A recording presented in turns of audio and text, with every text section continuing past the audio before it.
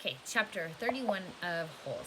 Stanley angrily dug his shovel into the dirt. He was angry at everyone. Mr. Pendanski, the warden, Zigzag, X-Ray, and his no-good, dirty, rotten, pig-stealing great-great-grandfather. But mostly he was angry at himself.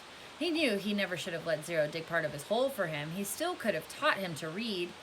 If Zero could dig all day and still have the strength to learn, then he should have been able to dig all day and still have the strength to teach. What he should do, he thought, was go out after Zero, but he didn't. None of the others helped him dig Zero's hole, and he didn't expect them to. Zero had been helping him dig his hole. Now he had to dig Zero's. He remained out on the lake, digging during the hottest part of the day, long after everyone else had gone in.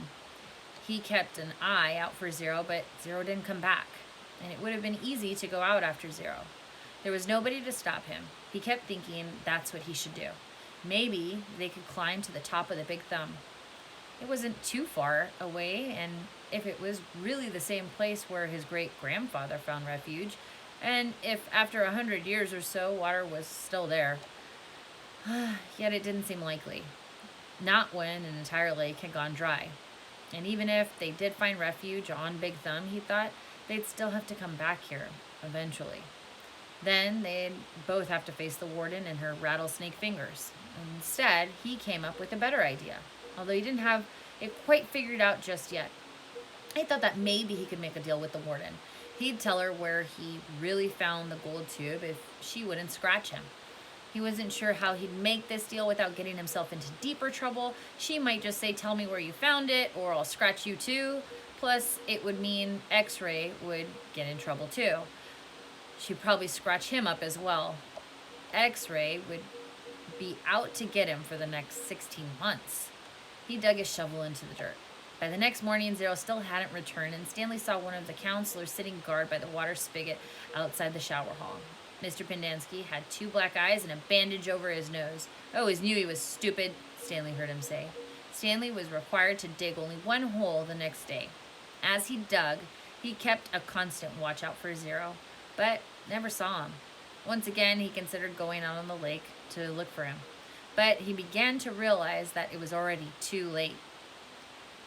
His only hope was that Zero had found God's thumb on his own.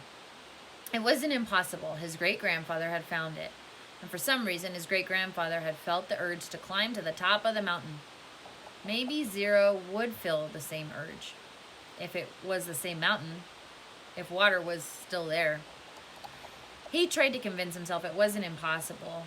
There had been a storm just a few days ago. Maybe Big Thumb was actually some kind of natural water tower that caught and stored the rain, but it wasn't impossible. He returned to his tent to find the warden, Mr. Sir and Mr. Pendanski, all waiting for him. "Have you seen Zero?" the warden asked. "No." "No sign of him at all?" "No." "Do you have any idea where he went?" "No." "You know you're not doing him any favors if you're lying," said Mr. Sir. "He can't survive out there for more than a day or 2. "I don't know where he is." All 3 stared at Stanley, as if they were trying to figure out if he was telling the truth.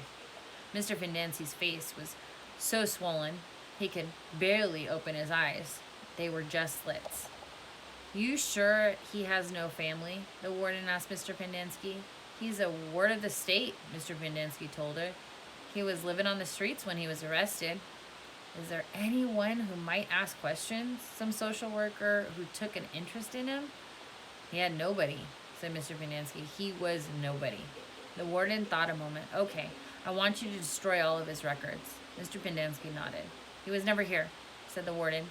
Mr. Sir nodded. "Can you get into the state files from your computer?" she asked Mr. Pendanski. "I don't want anyone in the AG's office to know he was here." "I don't think I can erase him completely from all the state files," said Mr. Pendanski. "Too many cross-references. But I can make it so it would be very difficult for anyone to ever find a record of him. Like I said, though, no one will ever look. No one cares about Hector Zeroni." "Good," said the warden.